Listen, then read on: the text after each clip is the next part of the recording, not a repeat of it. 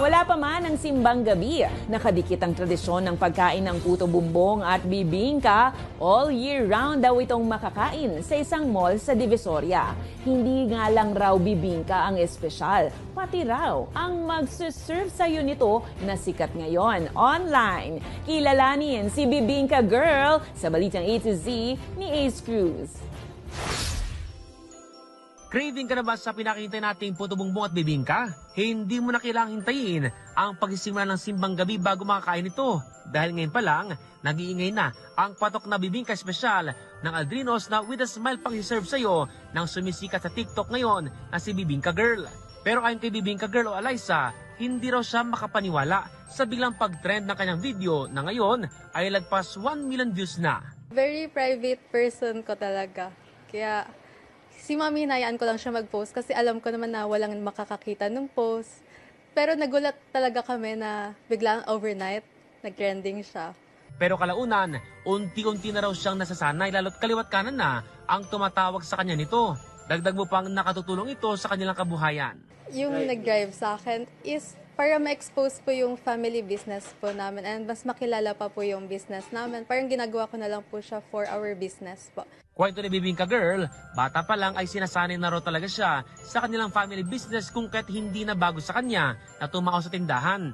Ayon naman sa nanay ni Bibingka Girl, bukod sa tinatamasa ng atensyon anak, nahuli na raw talaga nila ng halos 3 dekada ng recipe ang panlasa ng Pilipino.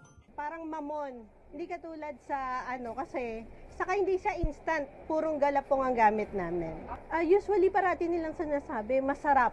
Talagang pinakamasarap daw.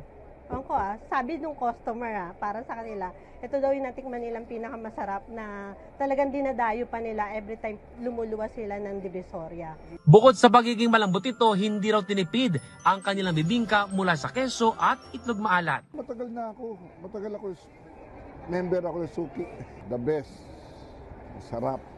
Wala siyang kalasa, puro minsan harina lang. Nahalo. Ayan, original. Idagdag pa rito ang pinagmamalaki nilang binudbod na mascovado kung bakit daw may tuturing itong espesyal. Ito po talaga yung traditional na nilalagay sa sa puto bongbong. Hindi kami naglalagay ng mga cheese, leche flan, condensed milk. Ayaw po kasi ng mga suki namin yun. Iba pa rin talaga yung lasa ng traditional. Yung classic talaga. Bukod sa bibingka espesyal, ipinagmamalaki rin nila ang puto bongbong na gawa rin daw sa purong galapong. Nakakadagdag flavors din daw dahil karamihan sa kanilang paraan ng pagluluto ay hango pa rin daw sa tradisyonal na pamaraan. Kaya ano pang hinihintay nyo?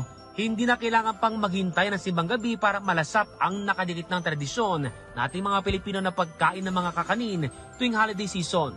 Gaya ng simbolo ng bibingka at puto bumbong na malagkit at matamis ay maging ganito rin sana ang samahan ng ating mahal sa buhay ngayong unang Pasko na wala ng pangamba na dala ng pandemya. Para sa Balitang A to Z, Ace Cruz.